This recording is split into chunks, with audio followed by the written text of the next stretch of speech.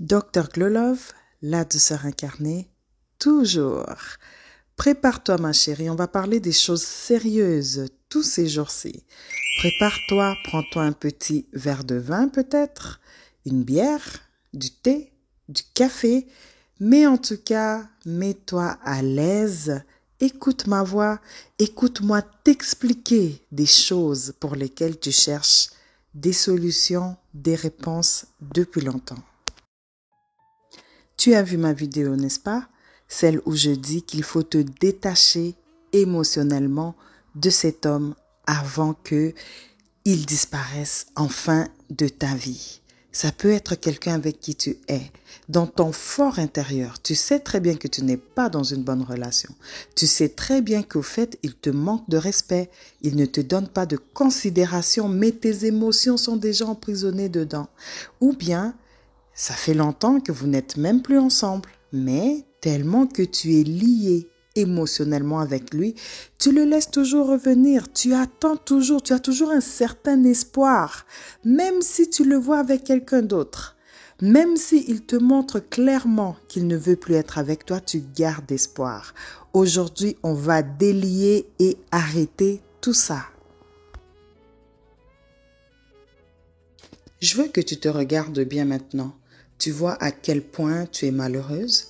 Je veux que tu regardes comment tu ne souris plus. Je veux que tu regardes comment tu as perdu ta joie de vivre. Après avoir écouté cette vidéo, après avoir mis en pratique tout ce que je vais dire ici, après avoir pris les rênes de ta propre vie, de tes propres décisions, tu vas voir, tout va revenir. Tu vas être souriante, tu vas avoir des plans, tu vas penser à faire des choses pour toi, pour avancer dans la vie.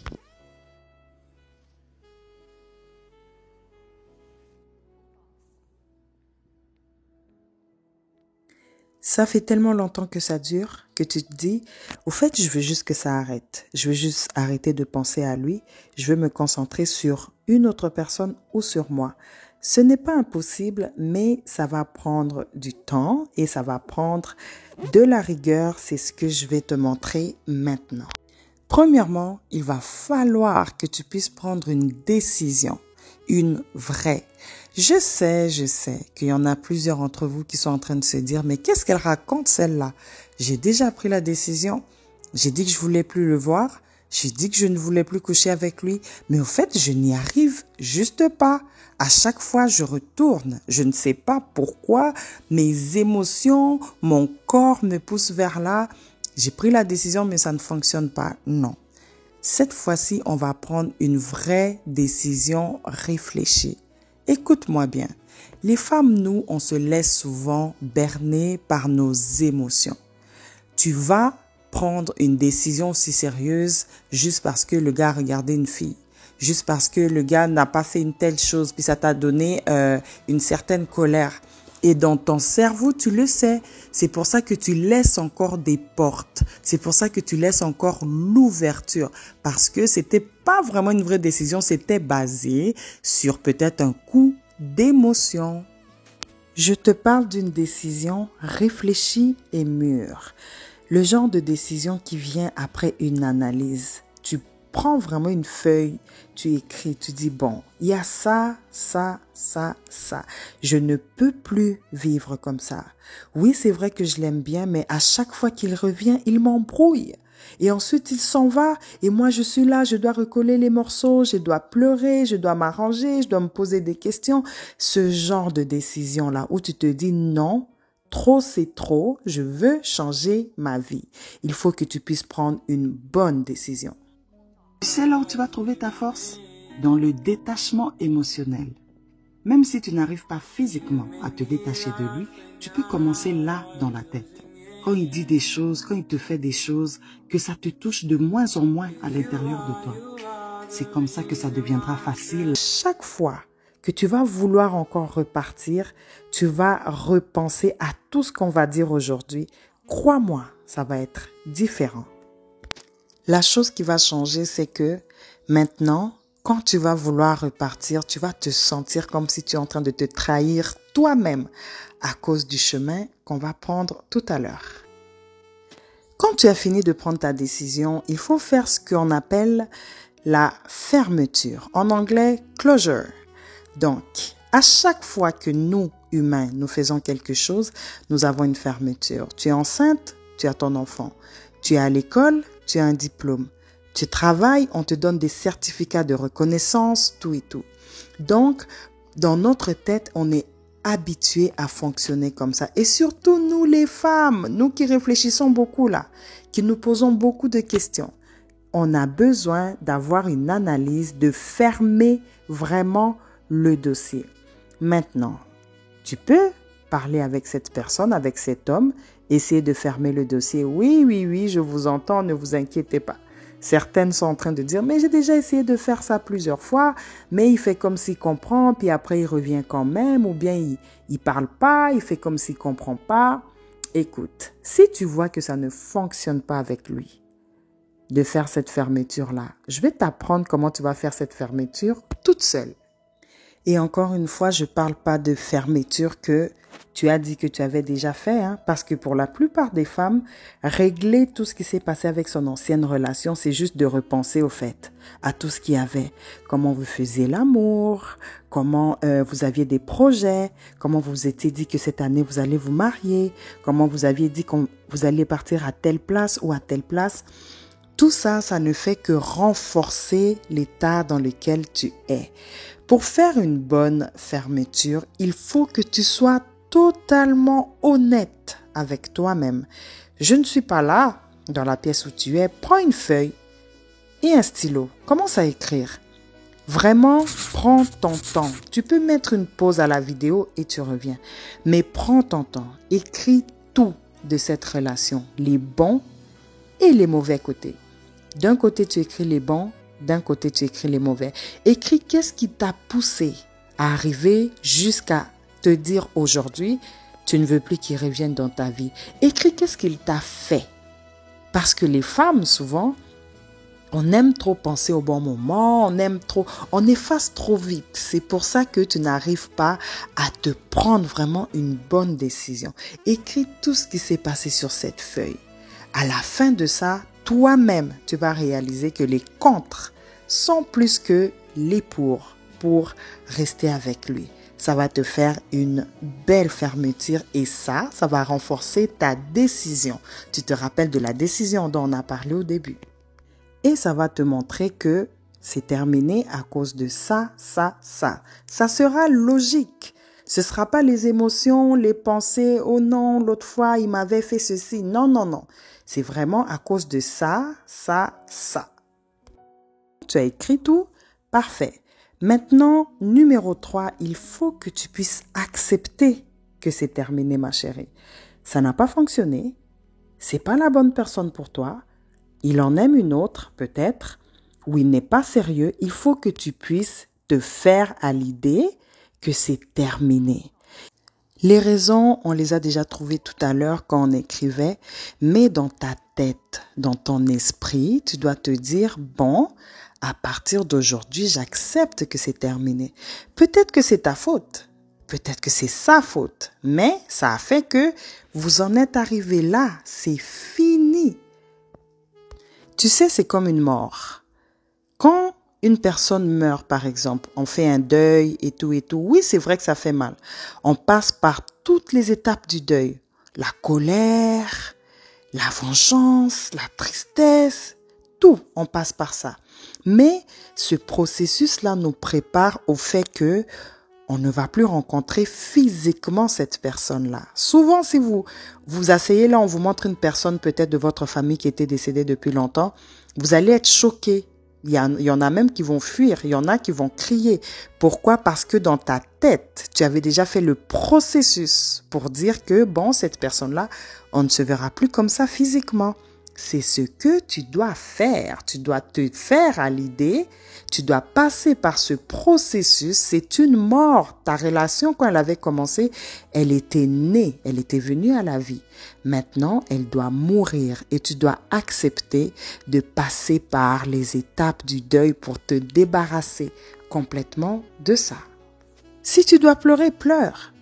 Si tu dois t'énerver, énerve-toi. Mais fais-le une fois pour toutes. On continue. 4. Il faut que tu te déconnectes, ma chérie. Déconnecte-toi de cette personne. Tu sais ce que j'ai remarqué quand les demoiselles viennent dans mon bureau, c'est que la plupart des femmes, tu vas te séparer avec un homme, mais tu vas continuer à garder les mêmes relations que vous aviez quand vous étiez ensemble. C'est pour ça que les hommes, certains, trouvent la facilité à revenir vers toi, à coucher avec toi. Tu vois la personne, tu lui fais un câlin comme c'était avant, tu lui fais à manger comme c'était avant, tu fais des choses comme c'était avant, mais comment veux-tu que cette personne voit la différence maintenant que tu ne veux plus être émotionnellement attaché à lui? Il faut absolument que tu te déconnectes. Bloque la personne si il le faut. Si tu as besoin de t'éloigner physiquement parce que ça prend ça, fais-le. Rien n'est plus important que ta paix. Absolument rien. Il faut que tu puisses arrêter les histoires de tu dors avec son t-shirt, tu regardes sa photo 250 000 fois, tu vas épier ses réseaux sociaux, je sais.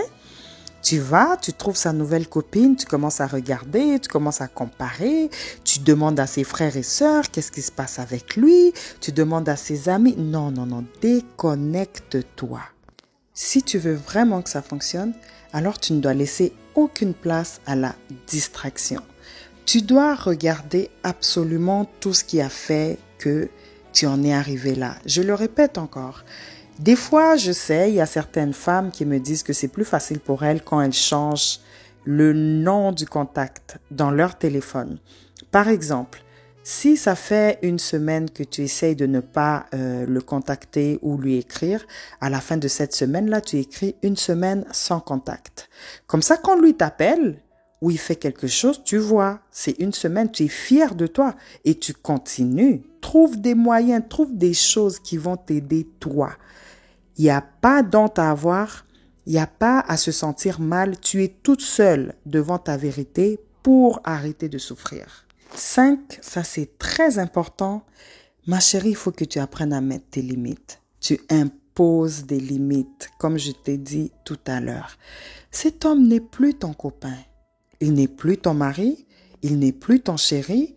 Pourquoi tu continues à te comporter comme ça avec lui? Il arrive, il te dit de faire ci, et toi tu es là, tu te sens mal. Tu veux toujours faire des choses pour lui. Même si vous avez des enfants, il faut que dans ta tête, que tu le vois maintenant juste comme le père de tes enfants. Tu arrêtes les blagues, tu arrêtes les choses, tu arrêtes au fait de lui donner accès à toi. Au fait, il faut qu'il puisse devenir comme un homme lambda que tu vois dehors. Le but, c'est ça. Je sais que c'est pas facile, je sais que ça va pas arriver tout de suite, mais le but, c'est ça. C'est que quand tu le vois, c'est comme si tu voyais un homme qui passe dans la rue, normal. Pas de ressenti, pas de colère, pas de rien du tout. C'est juste que tu as trouvé la paix à l'intérieur de toi-même. Je vais le redire, je vous le dis tout le temps. Garde ton cœur plus que toute autre chose. C'est fini les privilèges, parce que oui, ce sont des privilèges. Le privilège de parler avec toi la nuit, très tard, le privilège d'avoir tes câlins, le privilège de coucher avec toi, le privilège d'avoir ta gentillesse hors de ce que tu donnes déjà aux gens normalement. Les privilèges, c'est terminé. Et d'ailleurs, ces limites-là, il ne faut pas que ça puisse s'arrêter seulement à lui, avec les hommes en général dans ta vie. Sois à l'aise de mettre des limites. On va faire une vidéo complète sur ça. Maintenant, une petite partie sensible. Je sais qu'il te manque, ma chérie. Je sais. Parce que là, sûrement, tu te dis, elle parle comme ça. Est-ce qu'elle est avec moi dans ma chambre quand je suis toute seule, puis je suis là, mon corps me fait des choses bizarres parce que je pense trop à lui. Il me manque. Je comprends pas. Je sais qu'il te manque. Mais tu sais quoi? Qu'une personne puisse te manquer, au fait, c'est normal, Comme je l'ai dit au début. C'est normal, tu as partagé des choses avec lui. C'est normal qu'il puisse te manquer et que tu ressentes ça. Maintenant, tu n'es pas obligé de l'appeler, de lui faire savoir qu'il te manque. Tu n'es pas obligé d'aller sur tous les toits pour faire savoir que lui, au fait, il est en train de te manquer en ce moment. Tu n'es pas obligé d'écrire. Tu vois les longs paragraphes là que tu écris toujours. Tu n'es pas obligé de faire ça. Ce que tu dois faire, c'est juste reconnaître que tu es en train de ressentir ça et ensuite, tu rediriges ton énergie ailleurs. Par exemple, tu es assise, tu es là, tu viens de sentir son parfum. Et là, tu te dis, oh mon Dieu, mais quand on était ensemble, c'était bien ce parfum-là et tout et tout. Ne t'empêche pas de vivre l'émotion. C'est ça qui nous tue des fois. Tu t'empêches, tu te sauves et quand ça revient beaucoup. Plusieurs émotions que tu refoulais, là, tu n'arrives plus à gérer. Reconnais que tu penses à ça et tu vois que tu peux rien faire par rapport à ça. Et là, tu rediriges ton énergie ailleurs. Par exemple, tu peux dire, ah, il y a mon enfant, je vais m'occuper de mon enfant. Ou il y a un livre que je devais lire, je vais plonger dans mon livre. D'ailleurs, les hommes disent souvent que quand on quitte nos relations, c'est là qu'on prend le temps pour s'occuper de nous, pour aller au gym, pour level up. Mais c'est normal. Les femmes, d'habitude, quand elles se mettent en relation, elles ont tendance à s'oublier. Elles ont tendance à se laisser faire pour le confort et pour le bien-être des autres. Le papa, les enfants et tout et tout. Donc, quand tu rediriges ton énergie sur toi, c'est normal que tu puisses faire des choses pour toi maintenant.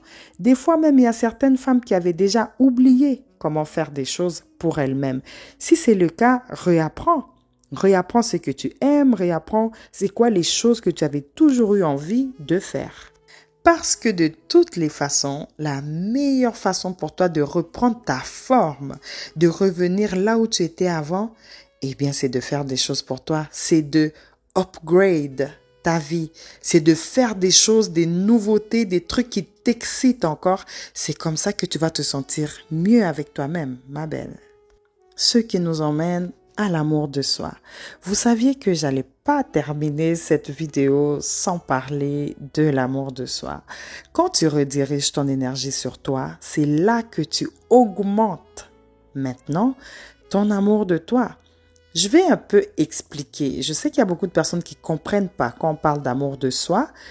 Pour moi, l'amour de soi, c'est de se promettre des choses, réaliser ses promesses, respecter ta parole, respecter ce que tu as dit que tu allais faire pour toi. C'est ça qui ajoute ton estime de toi-même. Et quand tu as une haute estime de toi-même, tu ne vas jamais permettre aux autres personnes de moins t'estimer. Tu vas leur faire comprendre que toi-même déjà, tu te vois comme une bonne personne, tu te vois déjà comme une femme de valeur. Et eux, ils n'auront pas le choix que de suivre. Par exemple, tu peux te dire, pourquoi j'ai pas de permis de conduire? Pourquoi depuis longtemps je veux toujours qu'on me conduise ou des choses comme ça? Ça, c'est un exemple, hein. Ok, à partir d'aujourd'hui, je veux voir qu'est-ce que ça prend pour avoir un permis de conduire. Boum, tu t'inscris, tu commences à faire ton cours de conduite. Quand tu vas l'avoir, ce permis, tu vas être tellement fier de toi et ça va ajouter à ton estime. Un autre exemple. Tu avais toujours voulu avoir ta chambre d'une certaine façon, mais bon, tu donnais pas vraiment d'importance à ça. Commence à faire toutes les choses là qui passent par ta tête avec lesquelles tu te dis, bon, avec ça, je me sentirais bien. Commence à t'écouter au fait. Et tu vas voir comment ça va augmenter ta valeur chez toi-même. Et tu sais, des fois, tu te retrouves dans des relations minables parce que la valeur et l'estime que tu as de toi-même, c'est pas trop ça.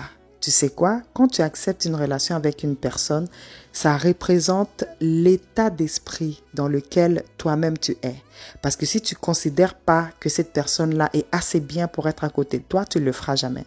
Si cette personne était arrivée à côté de toi, c'est parce que, à un moment donné dans ta vie, tu étais dans ce stade-là. Maintenant, il faut que tu puisses level up. Maintenant que tu as level up, maintenant que tu as revu tes choses, tu as vu qu'est-ce que tu pouvais faire pour toi, tu as vu la valeur que tu as, c'est le temps de revoir ce que tu cherches chez un homme.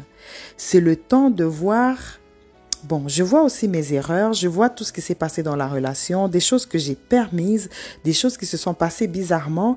Qu'est-ce que moi je peux faire pour ne plus me retrouver dans cette situation? Tu regardes, qu'est-ce que tu recherches chez un homme? Prends encore une feuille et un stylo, écris. Tu sais pourquoi je te dis d'écrire? Parce que les paroles et les pensées s'envolent, mais les écrits restent toujours. Écris, dis je veux qu'il aime Dieu. Je veux que il soit attentionné. Regarde les choses importantes. Oubliez vos choses là de ouais, il faut qu'il fasse 2,52 m. Relax. La taille d'une personne, c'est pas un trait de personnalité.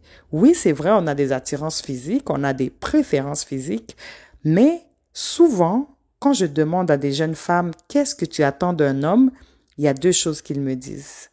Qu'il soit grand et qu'il soit capable de s'occuper financièrement de moi. Regarde, peut-être que tu as besoin de changer certaines choses. Non? Tu penses pas? Quand tu as fini de faire ça, accepte-le aussi dans ton cœur, dans ta tête, que tu mérites la personne que tu as décrite. Tu sais pourquoi tu mérites cette personne-là? Ça fonctionnait pas avant parce que avant tu n'avais pas fait tout le travail que tu viens de faire. Avant, tu n'avais pas encore décidé d'ajouter de la valeur sur toi-même. Maintenant, les critères, les choses que tu as dit viennent de tes propres valeurs à toi aussi. Donc, si toi tu es comme ça, c'est normal que tu puisses demander quelqu'un, comme tu l'as décrit aussi. Bon, ça va être tout pour aujourd'hui. On va avoir plusieurs discussions comme ça. Passez une excellente soirée, toujours dans la douceur incarnée. Abonnez-vous, partagez la vidéo. À plus!